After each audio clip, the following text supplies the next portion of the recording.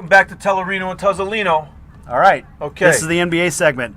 And this is where this guy really excels because he really knows the NBA. It's my sport. I love it. And I love it the most, baby. All right. So I'll tell you what. Let's talk a little bit about the freshman from the University of Central Florida, Taco Fall. Taco, T-A-C-K-O Fall. Google him. Not like Taco Bell. Right, not like Taco Bell, exactly. But this kid's a 7'6" center. He was 7'3" when he was in his second year of high school. That's ridiculous. That's great, man. Right, so he's not done growing. No, he's not. He could be 9'12" when we're all done with this. You never know. But he's getting a lot of looks from even guys like Dick Vitale is giving him some real love on his website through Twitter, etc. Tell me what your thoughts are about a monstrosity of a human. I wouldn't go near him. Like I just as an NBA GM. I wouldn't go near him. With all the one and dones in today's time, though, someone's going to want some height. I mean, look at the Lakers, a team of nothing but swingmen, really. No, the Lakers are long. Team. The Lakers are long though. They have a long team. They have agreed. They have like five or six good 6'9" guys. Yeah, but now you got a guy that's a foot taller than them. Yeah, I don't know how the game plays for him. It might be worth a second rounder. You never know. But this kid, I don't think he's going to stay for the full 4 years. I just don't think so. There's too much money on the table, and the NBA is hurting for a monster guy. Remember the last one? Manute Bol.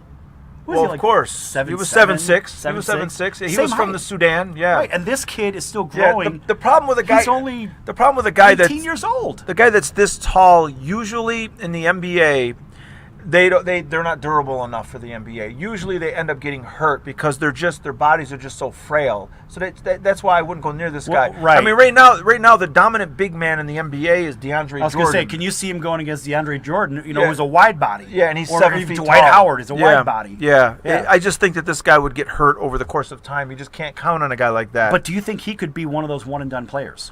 Well, I mean, the NBA loves height. For sure, yeah. You can't teach height. Well, they drafted that one guy from the other guy from the Sudan. The Bucks drafted that one guy, Thon Maker. He's 7'1".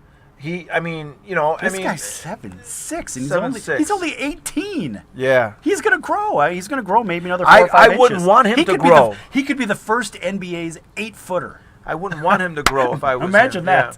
Yeah. The guy just puts his hand up. Boop. There's the ball. All right, just keep feeding him the ball. Nobody else can even jump that high. Yeah.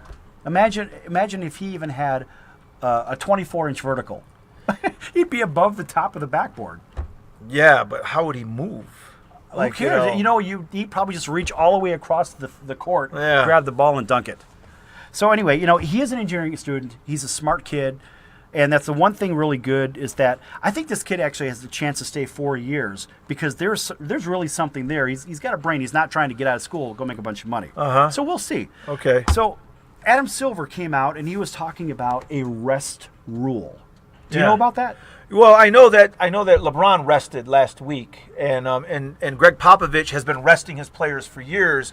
And they don't like to do that, because people like the Cleveland Cavaliers will go into New Orleans or they'll go into Charlotte, and LeBron will rest, and that might be the only time that people have a chance to see LeBron live. Right. Well, so the cost of tickets. That. Yeah, they don't like that. Right, and so. But I mean, the other thing is they play 82 games plus they're playing another 20 in the postseason, and so I could see why you'd want to rest LeBron. But I don't think that you can tell them about, you have to rest or some kind of a rest rule because it's not fair to the fans. And let's face it, if the fans pay to see particular players, they want to see them. The league can't tell them what to do. Remember, these are independent businesses under an organization, but they're all individual profit centers. So in other words, the league doesn't own the teams, the owners own the teams. The league can only suggest a rule and take a vote on it, whatever. But if they start to force the issue, it comes into the same antitrust violation that we talked about with the Raiders. Yeah. So moving on, I was looking at the Eastern Conference standings and looking at the teams, and then of course I compared and contrasted them with the West, and it's David and Goliath. It's embarrassing. Well, it's like that every year. And it's getting disgusting. It's been like that for 20 years, ever since the Bulls stopped winning. It's been like that for years. When Jordan left the league, it seemed like that was the end of it. The West is just so much better than the East. Yeah, it's almost not even fair. I mean, how how Cleveland won in the finals last year is beyond me, but that's another discussion entirely. Yeah. Well, we could spend 3 hours on that one. Well, they had LeBron. They had the best player in the planet, man. That's They what did have happens. LeBron. They Yeah. did have LeBron, and he is pretty good. Yeah, I'd say he's pretty I mean- good. But you know what strikes me funny is both Detroit and Utah, they have the lowest points per game average in the leagues. But look where they're at.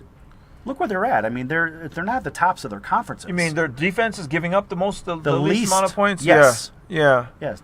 Well, it's not a defensive league, so like what happens with these teams like Detroit and Utah, and Charles Barkley said this the best a few years ago. What happens is these teams that play defense, they hang their hats on defense. When they get in the playoffs and they play Golden State, they're not going to slow Golden State down, no matter how good you are defensively. Golden State's going to hang 120. You have to score with them. Yeah, that's what I mean. So these teams Yeah. that are built around defense, they can't stop the great teams. Yeah. Well, okay, we'll carrying on with that real quick, let's talk about all these continual protests and protests and protests. I'm sick of it. Denver's been in the middle of 2 of these things. This is just getting to the point What where are it's they ridiculous. protesting? Oh, well, this shouldn't have counted that basket, and we lost a game, and all this other crap. Yeah. Well, they had a game against the Bulls the other day, and they clearly should not have won that game. From all the replays, even the refs had said it. But, enough with the protests already. You got guys out there, they're pros. Let them do their job. Yeah. Yeah, well, the protests are even when a team protests, it's never been granted. The league doesn't. I know it's a big waste of everybody's time. So, Yeah. real quick, let's talk about the big games that are coming up on this holiday weekend, because then we're going to shift to the NHL after this. Sure. Well, the Lakers have a rematch with Golden State tonight. Golden State scored 149 on them on Wednesday night. 149. That's crazy.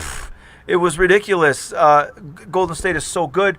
Golden State has found their rhythm now, so now they're 13-2. Right, and they're right behind the Clippers. They're right behind the Clippers, so they look like they're the 2 best teams, and so it seems like they'll be playing the Western Conference Finals. Well, let's see what happens with that. I'm going to be very excited to see what happens. Maybe the Clippers will find a way to screw it up. We're screw it hoping. up. Yeah. Well, you're hoping. I Yeah. like the Clippers. Yeah. Well, let's shift our attention. I to love the it. Okay, NHL. let hockey. So we got our hockey team. We got the name set up. We now have a name. It is the Golden Knights of Las Vegas. The Golden Knights. Golden doesn't fit. Golden. Why Golden? This is the Silver State. It doesn't really make sense. What do we have in town? We have the Golden Nugget. That's it, which is downtown. Big deal. Yeah. That's one place downtown. Why did they choose Golden? I don't know. They said they put a lot of time into it. And did you see the There color must have been scheme? market research. Screw the market research. No, what is the color scheme? The color scheme is, of course, they have a kind of like the Kings do, right? It's that kind of a crest. And then they have a mask, which is fine, but they've used a brown and a slate blue. What? It's awful. Really? Oh, my God. It's a tragedy. All this time that they had to pick a team what a name shame. and to put a nice logo together, they should have picked the Neon Knights. You could have had a knight, a mask, with neon around. You could have for had Vegas. the color of the Rio. Whatever. Yeah, They the could have had Rio something. has like those neon colors. Yes, they could have had something. That was Sure. ridiculous. Yeah. How embarrassing. I'm Anyway, sorry. moving on. Wait a second, though. You got a great one here. Sal's our Yes. Jersey guy. He's a resident Jersey guy. So now this is a Blackhawks jersey. He's worn a Blackhawks jersey in the past, but this is from the Winter Classic. Yes, from Right? 2009 And when which they played at Wrigley Field. Did you go to that game? I did. Man, I was that's out in the great. left field bleachers, That's and it great. was about 10 degrees that game. Yeah, that's great, man. and what did you use to keep warm? Uh, Jack Daniels, adrenaline, Jameson. a little bit of that, a little bit of Jaeger, just Okay. stuff like that to keep me Okay. going. All right, so what about the Montreal Canadiens? They're 12-1-1 at home, and they're leading the Eastern Conference. Now, they did lose one game 10-0 earlier in the year, and right? that was the one. Okay, but so Yes. they're just a great team, right? Right. Well, so let's think about this. You have, from the 1960s, the Blackhawks and Canadians, they played each other over and over. Because there was only like 8 teams then, right? Well, but the Canadians would constantly beat them. Sure. Cup finals, They this constantly and that. beat everybody It back was then. horrible. Yeah. But now some of those guys on the Canadians are with the Hawks organization now. So guess what? You could see the Blackhawks and the Canadians in the finals. That would be kind I of would fun. love that. The original six, we'd Yeah, love we it. would love that, Some right? of the other teams, like the Kings, are heating up lately. The Blue Jacks are really playing well in Columbus. But the Canadians and the Blackhawks, I'm looking for them to be there. I at the love end. those traditional powers. That would be Yeah. a great matchup. The league wants it. I think the fans want it. Yes. The people in Canada would love it. They haven't had a team in the finals in many, many years. Really? Yeah. Calgary's the last team? Because we know it's not Toronto. Vancouver. Anyway, Okay. end of day, Blackhawks in 6 over Montreal Canadiens. You got it from Sal. Have a great weekend, folks.